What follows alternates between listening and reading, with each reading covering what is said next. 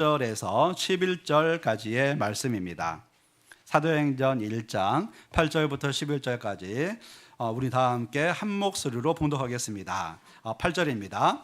오직 성령이 너희에게 임하시면 너희가 권능을 받고 예루살렘과 온 유대와 사마리아와 땅끝까지 이르러 내 증인이 되리라 하시니라.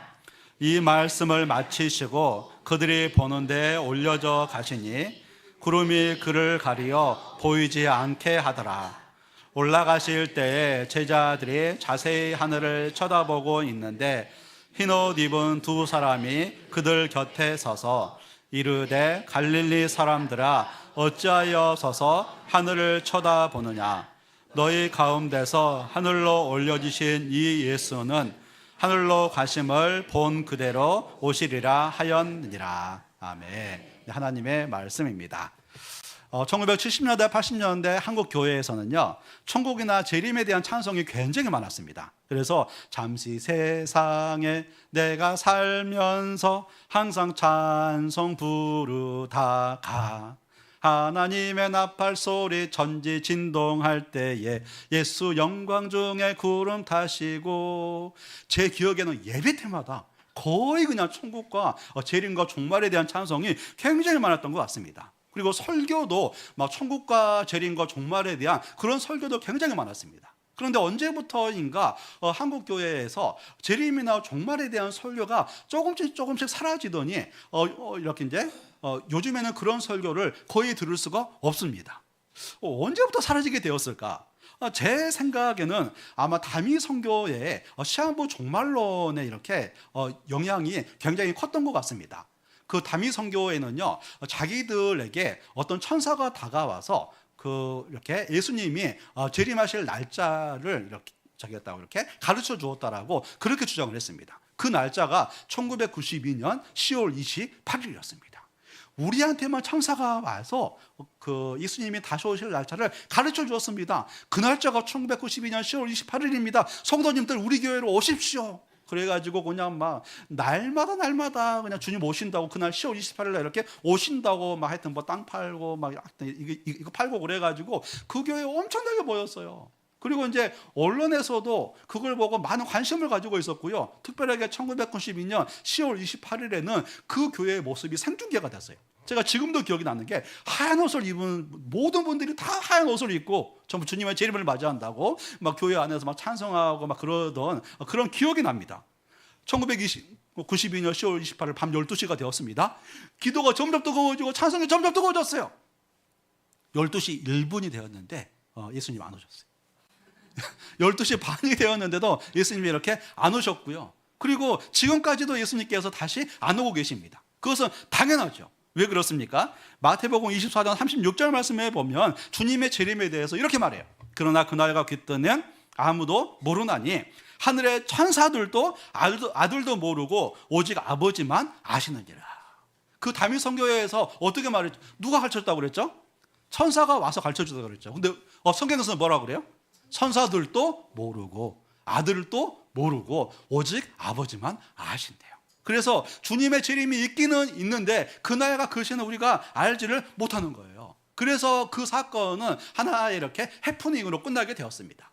그런데 신기한 것은 뭐냐면 그 사건 후에 한국 교회에는 해프닝으로 끝나지 않았습니다. 그 이후에는요, 설교 강단에서 재림과 종말에 대해서 설교를 하기가 굉장히 부담스러운 거예요. 왜냐하면 그 시한부 종말론 사건이 한번 이렇게 있고 나니까 그 다음에 재림이나 그 다음에 종말에 대해서 말을 하면 뭔가 이렇게 저기하게 보이잖아요. 이상하게 보이잖아요. 그러면서 차츰 강단에서 재림이나 종말에 대한 메시지가 이렇게 사라지게 되었습니다. 그와 더불어서 우리나라가 경제적으로 엄청 부유해지게 되면서 재림이나 종말보다는 이제는 이 세상에 더 많은 관심을 이렇게 갖게 된 것입니다. 그러나 그렇다고 해서 주님의 재림에 대한 약속이 사라지는 것은 아니라는 사실을 우리가 기억해야 될 줄로 믿습니다. 오늘 11절 말씀에서는 이렇게 말을 하죠. 이르되 갈릴리 사람들아 어찌하여 서서 하늘을 쳐다보느냐. 너희 가운데서 하늘로 올려지신 이 예수는 하늘로 가심을 본 그대로 오시리라 하였느니라. 우리 예수님께서 죽으시고 부활하셨습니다. 그리고 승천하셨습니다. 그런데 승천으로 끝나버리는 것이 아니라 하나님 우편에 앉아 계시다가 이 세상에 다시 오신다고 말씀하십니다. 그리고 다시 오시는 것을 보면은요, 세 가지의 이렇게 이제 주님의 재림에는 세 가지의 특징이 있습니다. 그게 어떤 거냐면 그 하나는 하늘에서 오신다는 것입니다. 우리 예수님께서 처음 오실 때는 성령으로 잉태되어서 그 처녀인 이렇게 마리아의 저기서 몸에서 태어나셨습니다. 그러나 다시 오시는 예수님은 하늘로 가심을 본 그대로 오신다고 했기 때문에 하늘에서 오신다는 것을 우리가 알 수가 있습니다. 그리고 두 번째는 육체로 오세요. 왜냐하면 부활하셔서 부활의 몸을 입고 승천하셨습니까? 그래서 하늘로 가심을 본 그대로 오시기 때문에 육체로 오십니다. 그리고 세 번째는 모든 사람이 볼 수 있게 오십니다.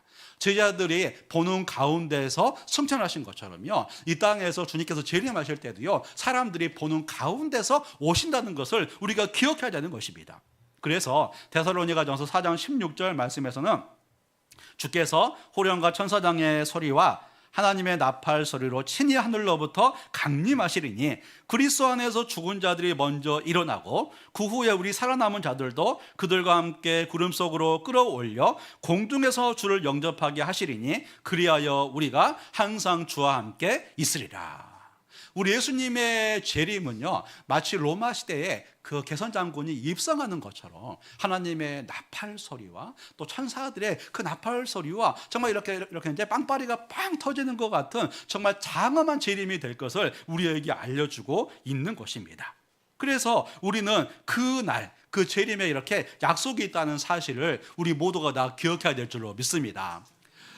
우리 예수님은요, 이 세상에 다시 오십니다. 그렇다면 다시 오시는 이유가 뭘까요? 두 가지 이유가 있습니다. 그 첫 번째 이유는요, 불신자를 심판하고 또 신자를 구원하기 위해서입니다. 그래서 요한계시록 20장 12절 말씀에서 또 내가 보니 죽은 자들이 큰 자나 작은 자나 그 보좌 앞에 서 있는데 책들이 펴 있고 또 다른 책이 펴졌으니 곧 생명책이라. 죽은 자들이 자기 행위를 따라 책들에 기록된 대로 심판을 받으니.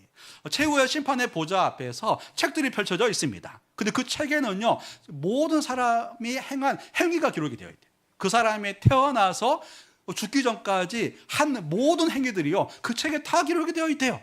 여러분 너무 오래 살려고 하지 마십시오. 예, 오래 살면 살수록 오히려 죄만 짓는 겁니다. 그 책에 우리의 삶에 다 기록되어 있다. 그리고 그것이 그 책이 근거가 되어서 주님께서 심판하신다. 이렇게 말씀하십니다. 그런데 옆에는 또 하나의 책이 있습니다. 그 책은 생명책입니다. 여기에 기록된 사람들은요, 심판을 받지 않고요, 영원한 생명을 누리고 천국에 갑니다. 그러면 생명책에는 어떤 사람이 기록되어 수가 있을까요?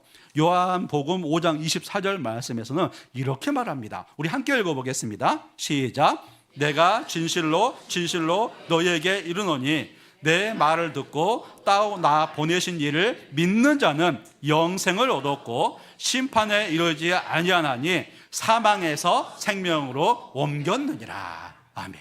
누가 생명책에 기록이 됩니까? 예수님을 믿는 자. 그 사람은 영생을 얻었고 심판에 이르지 아니할 것이며 우리가 믿음과 동시에 사망에서 생명으로 옮겨진다. 이 사망의 책에서 생명의 책으로 옮겨진다라고 이렇게 말씀하고 있는 것입니다.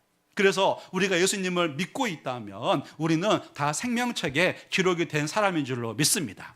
그래서 주님의 재림의 날에는요, 이 행위를 기록한 책을 통하여서 불신자들은 지옥에 갈 심판을 당하게 되고 예수님을 믿는 자들은 생명책에 기록이 되어서 천국에서 영원한 생명을 누린다. 이렇게 말씀하고 있습니다. 이것이 주님께서 재림하시는 첫 번째 이유입니다. 불신자는 심판하고 신자에게는 영원한 구원을 주기 위해서. 그렇다면 두 번째 이유는 과연 어떤 것일까요? 그것은 바로 신자에게 상을 주시기 위해서입니다. 요한계시록 22장 12절 말씀이죠. 보라, 내가 속히 오리니 내가 줄 상이 내게 있어 각 사람에게 그가 행한 대로 갚아주리라. 우리가 예수님을 믿고 수고하는 삶을 살지 않습니까? 정말 어떤 사람은 복음을 전하고 어떤 사람은 교회를 위해서 이렇게 열심히 수고하고 어떤 사람은 주님의 말씀에 순종을 하는데 우리 하나님은 우리가 행한 대로 갚아주실 것이다. 이렇게 말씀하고 있습니다. 세상에 공짜가 없다고 그러잖아요. 그런데 우리의 헌신에도 공짜가 없습니다. 우리가 교회를 섬길 때 남이 좀 이렇게 알아주지 않아도, 목사님이 몰라줘도, 사모님이 몰라줘도 괜찮아요. 왜요? 우리 하나님이 아시고 주님의 재림의 날에 갚아주실 것이기 때문에 그렇습니다. 우리 교회에는 토요일 날 정말 주일 준비를 하면서 이렇게 이제 수고하시는 수많은 성도님들이 있고요. 또 주일 날에도 곳곳에서 봉사하시는 그런 성도님들이 있습니다. 그리고 이제 이번 주부터는 이렇게 이제 화요 노방전도, 화요일 저녁에 복음학교, 수요 어린이전도, 구뉴스 클럽, 이렇게 이제 금요 아로마 문화교실, 하여튼 그런 수많은 전도들도 있습니다. 그런데 그 수고를 우리 하나님께서 다 갚아주신다는 사실을 우리 모두가 다 기억해야 될 줄로 믿습니다. 우리가 재림에 대한 이 상급에 대한 믿음이 없으면은요, 주님의 일을 하다가도 시험에 들어요. 내가 이렇게까지 해야 되나? 그러나 우리에게 주시는 하나님의 약속은 주님의 재림이 있고 우리가 행한 대로 하나님께서 다 갚아주신다, 이렇게 말씀하고 있는 것입니다. 그래서 우리는 주님의 몸된 교회를 섬길 때, 주님의 말씀에 순고할 때, 이렇게 자기할 때, 이렇게 순종할 때 주님께서 갚아주신다, 이 사실을 기억하고 믿음의 길을 걸어가는 우리 모두가 되어야 될 줄로 믿습니다. 어떤 분은 질문할 수도 있습니다. 목사님, 그러면 주님이 재림할 때만 갚아주고 이 세상에서는 안 갚아주실까요? 물론 재림할 때는 풍성하게 갚아주시고요, 이 세상에서도 하나님께서 갚아주십니다. 나의 인생에도 갚아주실 때도 있고요, 우리 자녀들의 인생에 내 수고 때문에 갚아주실 때도 있습니다. 제가 전에 교회에 있을 때 한 집사님이 계셨어요. 그 집사님이 믿음 생활을 열심히 하셨습니다. 그런데 사업을 하는데 사업이 안 되시는 거예요. 정말 몇 년 동안 너무 사업이 안 되는 거예요. 어느 추석이었습니다. 이 집사님 부부가 이렇게 이제 본가에 가기가 싫다고 그러더라고요. 왜 본가에 가기 싫냐고 물어봤더니 믿지 않는 형제들은 다 잘 되는데 자기 집안만 안 된대요. 그래서 덕이 안 돼가지고 못 가겠다고 그러더라고요. 그분 말씀을 듣는 제 마음이 굉장히 아팠습니다. 그러면서 그분을 위해서 기도가 되더라고요. 하나님, 수고한 대로 하나님께서 저분들의 헌신을 보시고 좀 갚아주세요. 저는 까마득히 이렇게 잊고 있었습니다. 근데 최근에 그분 집사님에 대한 소식을 들었어요. 첫째 아들이 서울대에 가는데 3학년 다니다가 행정고시 합격을 해가지고 5급 공무원이 됐대요. 둘째는 미국 유학을 가가지고 너무나 잘 되고 있다라는 그런 소식을 들었습니다. 우리 하나님은요, 우리가 수고하고 헌신할 때 그분의 인생만 갚아주는 것이 아니라 그분 자녀들의 인생에 풍성한 복을 부어주시고, 이 세상에서 복을 받지 않는 것처럼 보여도 재림의 날에 우리가 상상할 수도 없는 놀라운 상급을 우리에게 부어주실 줄로 믿습니다. 그래서 저희께서 예수님께서 재림하시는 이유는 우리에게 상급을 주시기 이렇게 위해서이기 때문에 우리는 굴하지 않고 이 사명의 길을, 이 믿음의 길을 뚜벅뚜벅 걸어가야 되는 것입니다. 시편 73편을 보면은요, 시편 기자가 이렇게 됩니다. 이렇게 이제 시험에 드는 거예요. 시편 기자가 시험에 들어가지고요, 너무 마음이 어려워합니다. 근데 그가 시험에 든 이유가 뭐냐면 의인의 고난과 악인의 형통 때문이었습니다. 자기는 믿음 생활을 잘하는데 인생이 안 풀리는 거예요. 그런데 이 악인은 너무 악하게 사는데도 너무 잘 풀리는 거예요. 이것 때문에 엄청 시험이 듭니다. 그래서 시편 72편 2절 이하 말씀에 보면은요, 이 시편 기자가 이렇게 고백을 해요. 나는 거의 넘어질 뻔하였고 나의 걸음이 미끄러질 뻔하였으니 이는 내가 악인의 형통함을 보고 오만한 자를 질투하였음이로다. 그들은 죽을 때에도 고통이었고 그 힘이 강건하며 사람들이 당하는 고난이 그에게는 없고 사람들이 당하는 재앙도 그들에게는 없나니. 악하게 사는데 이 사람은 아프지도 않아.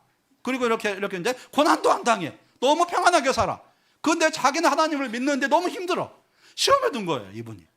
근데 그 문제를 가지고 성전에 들어가서 이렇게 하다가 기도하다가 마침내 그 마음의 의문을 풀게 됩니다. 무엇을 보았을까요? 17절 말씀이죠. 하나님의 성소에 들어갈 때에야 그들의 종말을 내가 깨달았나이다. 이 세상의 삶이 전부가 아니구나. 예수님께서 이 세상에 다시 오시게 될 때 불신자는 어마무시한 심판을 받게 되는 것이고 신자는 구원과 그 믿음에 대한 대가를 받는 거구나. 그들의 종말을 깨닫게 될 때에 그 마음의 의심이 다 풀어져 버리는 것을 알 수가 있는 것입니다. 그러면서 맨 마지막 절 시편 73편 28절에서 시편 기자가 이렇게 고백을 해요. 우리 함께 읽어보겠습니다. 시작. 하나님께 가까이함이 내게 복이라. 내가 주 여호와를 나의 피난처로 삼아 주의 모든 행적을 전파하리이다. 아멘. 그전에는 하나님 때문에 시험에 들었다가 우리 인생 가운데 종말이 있고 마지막 날이 있고 심판과 구원이 있구나, 상급이 있구나, 이 사실을 깨닫고 나서는 하나님께 가까이 함이 내게 복입니다.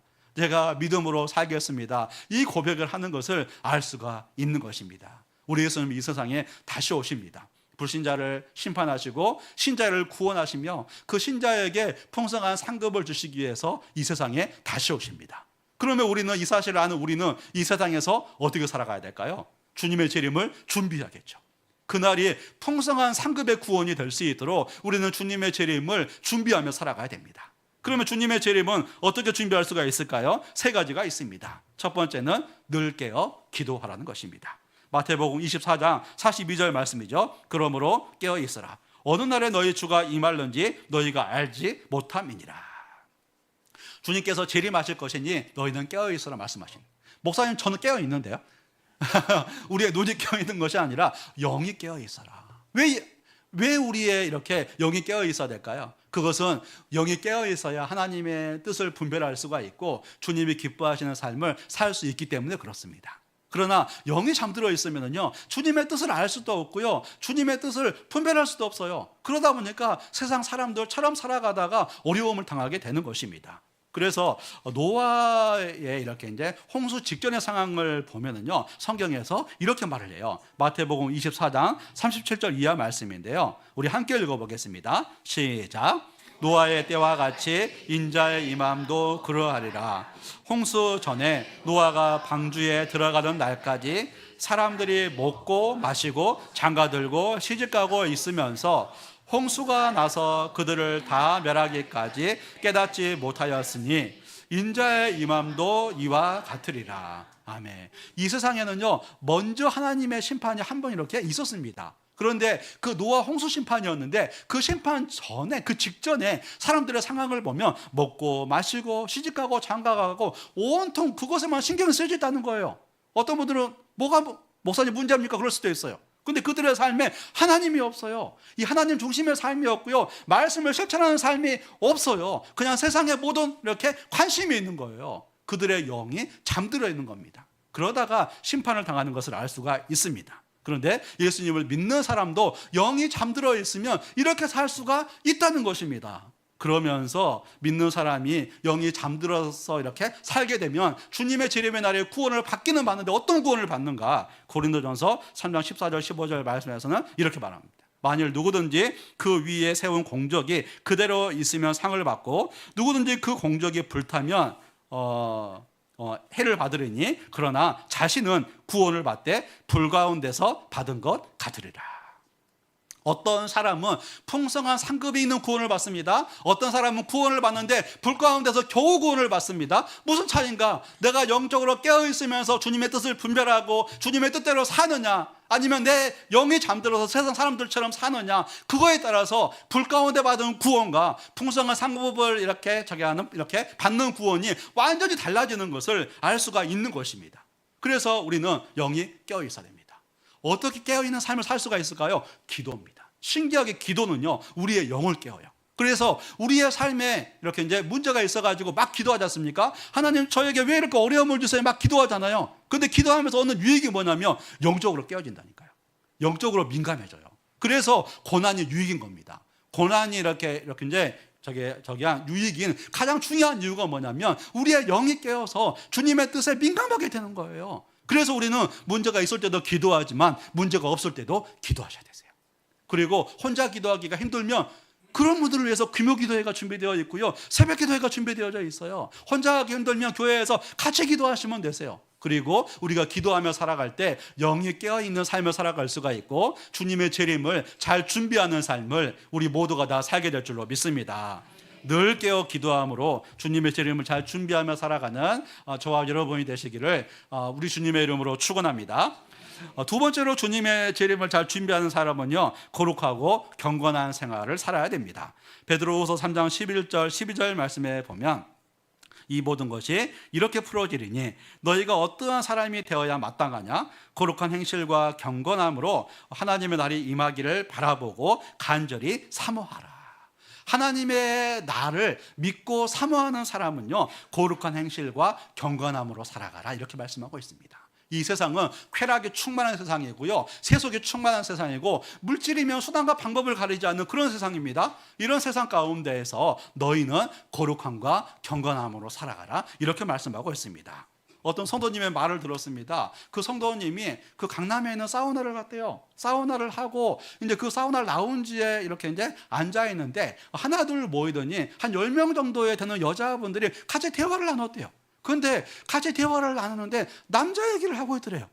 다 결혼했는데 애인을 가지고 있더래요. 10명 중에 자기만 애인이 없더래요. 강남에서 살면 이렇게 이제 명문대를 나와서 그 남편들도 다 좋은 직장을 살고 있는데 자기 애인이 다 있는 거예요. 요즘 청년들에게 혼전 순결을 말하면요, 이상한 사람 쳐다보듯 해요. 그게 당연한 건데 이상하다는 거예요. 요즘 우리가 사는 세상은요, 세상에 충만합니다. 그것은 세상의 가치라는 사실을 우리가 기억하셔야 되세요. 주님의 말씀에서는 우리가 거룩하고 경건하게 살라, 이렇게 말씀하고 있습니다. 왜요? 주님의 재림의 날이 있기 때문에 우리가 불 가운데서 구원을 받지 않기 위해서는 거룩하고 경건하게 살 것을 우리에게 말씀하고 있는 것입니다. 우리가 이 세상 가운데서 거룩하고 경건하게 살면은요, 이 세상 사람들은 이상하네 그러면서도 그 사람에게 관심을 가져요. 왜요? 나하고 삶이 다르기 때문에. 그래서 내가 거룩하고 경건하게 살면요, 이상하게 쳐다봐도 그렇게 살아가다 보면 우리는 선한 영향력을 잘 끼치며 살아갈 수가 있고, 주님의 재림의 날에 불 가운데 없는 구원이 아니라 풍성한 구원을 우리가 경험하게 될 줄로 믿습니다. 저희 아버님 얘기를 또 이렇게 해서 제가 너무나 죄송한데요, 저희 아버님은 시골교회 그 장로님으로 수십 년을 섬기셨어요. 그래서 교회를 정말 막 굳은 일도 되게 많이 하셨고, 그리고 이제 교회 재정이 부족하면 교회 재정을 채워가면서 교회를 하여튼 이렇게 열심히 섬기셨어요. 근데 교회만 열심히 섬기시는 것이 아니라 교회 밖에서 일을 할 때도요, 되게 정직하고 성실하게 하셨어요. 그래서 뭐 이렇게 이제 채소 조합에서 일을 할 때도 굉장히 정직과 성실로 하시고, 그리고 이렇게 읍에서 일을 할 때도, 또 동네에서 어떤 이렇게 직함을 맡을 때도 늘 정직하고 성실하게 이렇게 이제 정직과 성실로 사셨습니다. 근데 또 이렇게 살다 보면 주변에서 시기하고 질투하는 분들이 있잖아요. 그래서 이제 저희 아버님에 대해서 안 좋은 얘기를 하면 주변에서 다들 그러는 거예요. 야, 장로님 얼마나 좋으신 분인데 너 그렇게 말하지 마라. 그러면서 그 주변에 선한 영향력을 잘 끼치고 있는 거예요. 이번 설 때 잠깐 가서 뵀는데, 이번 저희 아버지가 80이 넘으셨는데 베트남 참전용사 군 지부장 하신다고 또 그러시는 거예요. 아니 왜 군 지부장 하시냐고. 주변에서 나보다 하라고 그런다고, 안 한다고 해도 계속 하라고 그러는데요. 구별된 삶을 살아가니까 주변에서 다 인정을 해주고 믿음의 사람으로서 선한 영향력을 발휘하며 사는 것을 알 수가 있는 것입니다. 주님의 재림을 준비하는 사람은요, 이 세상에서 세상 사람들처럼 살아가는 것이 아니라 거룩하고 경건하게 살아가야 됩니다. 그러할 때 우리는 이 세상에서 선한 영향력을 발휘할 수가 있고, 주님이 이 땅에 다시 오시는 날에 불 가운데 얻는 구원이 아니라 천국의 풍성한 상급을 얻는 구원으로 우리 모두가 다 경험하게 될 줄로 믿습니다.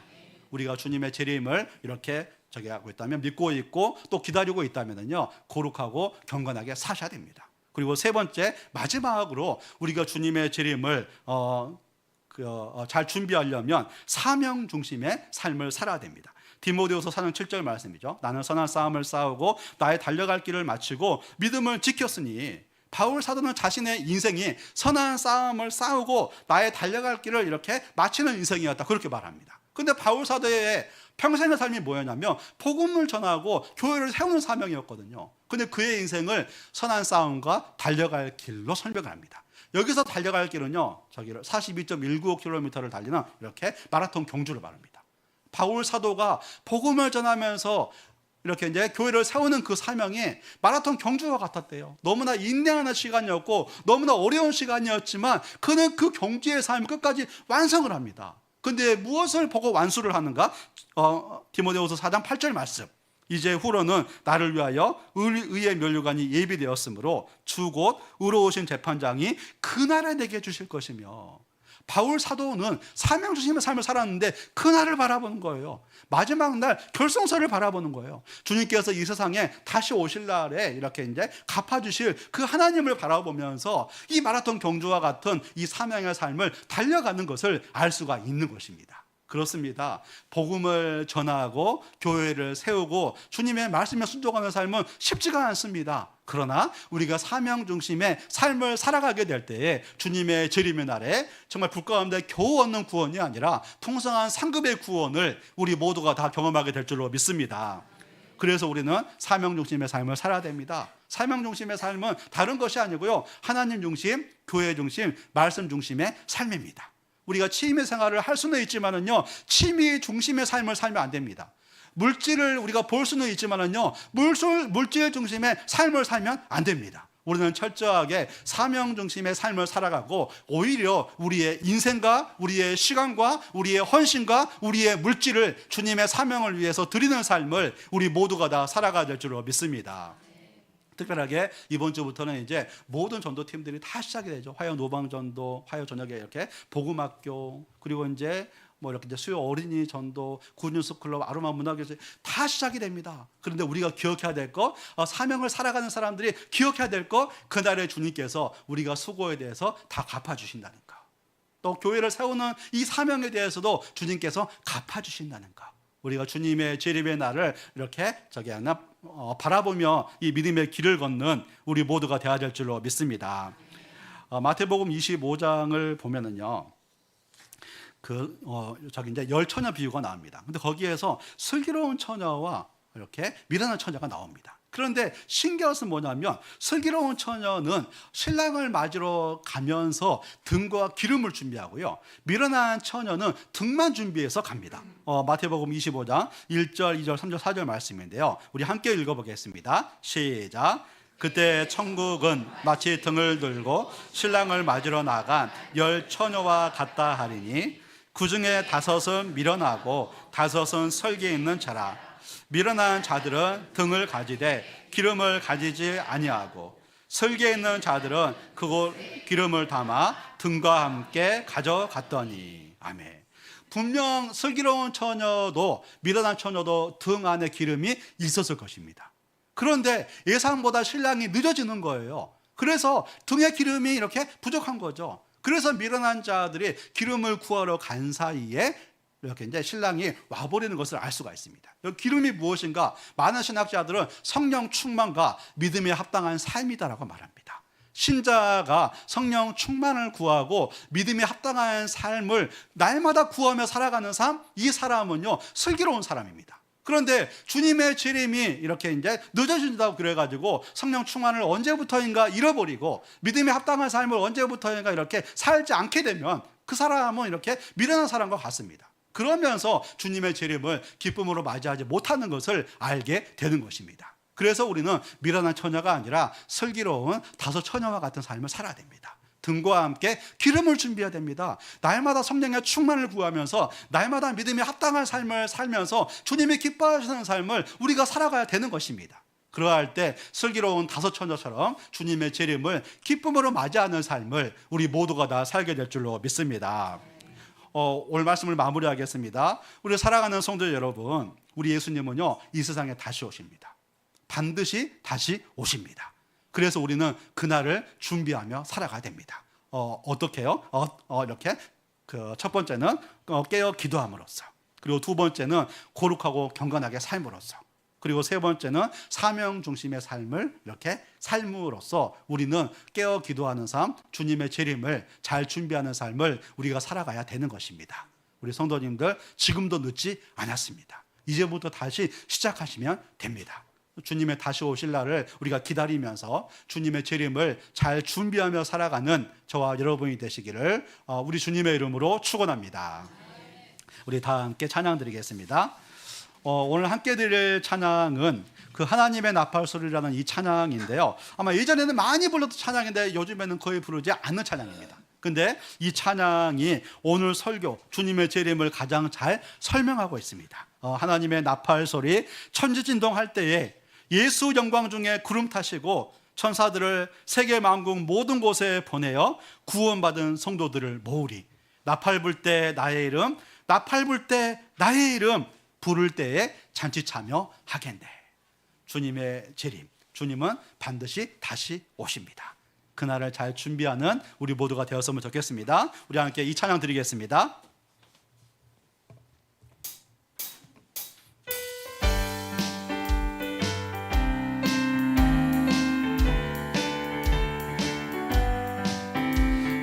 하나님의 나팔 소리 천지진동할 때에 예수 영광 중에 구름 타시고 천사들을 세계 만국 모든 곳에 보내어 구원받은 성도들을 모으리. 나팔 불 때 나의 이름 나팔 불 때 나의 이름 나팔 불 때 나의 이름 부를 때 잔치 차며 무덤 속에 잠자는 자 무덤 속에 잠자는 자 그때 다시 영화로운 부활 승리 얻으리. 주가 택한 모든 성도 구름 타고 올라가 공중에서 주의 얼굴 배우리. 나팔 불 때 나의 이름 나팔 불 때 나의 이름 나팔 불 때 나의 이름 부를 때 잔치 참여. 주님 다시 오실 날을 주님 다시 오실 날을 우리 알 수 없으니 항상 기도하고 깨어 있어서 기쁨으로 보좌 앞에 우리 나가서도록 그때까지 참고 기다리겠네. 나팔 불 때 나의 이름 나팔 불 때 나의 이름 나팔 불 때 나의 이름 부를 때 잔치 차며. 나팔 불 때 나의 이름 나팔 불 때 나의 이름 나팔 불 때 나의 이름 나팔 불 때 나의 이름 부를 때 잔치 참여하겠네. 아멘. 우리 함께 기도할 때 오늘 신 말씀을 기억하며 기도하기를 원합니다. 우리 예수님은 이 세상에 다시 오십니다. 그래서 우리는 그날을 준비하는 삶을 살아가야 됩니다. 어떻게요? 항상 깨어서 기도하면서 날마다 거룩하고 경건하게 살면서 그리고 사명 중심의 삶을 살면서 주님의 재림을 잘 준비하는 삶을 살아야 됩니다. 하나님, 제가 눈을 들어 이 세상에 다시 오실 예수 그리스도를 바라봅니다. 이 세상을 바라보며 살아가지 않게 하시고 이 땅에 다시 오실 예수 그리스도 그분을 준비하며 그날을 준비하며 살아가는 저의 인생이 되게 하여 주옵소서.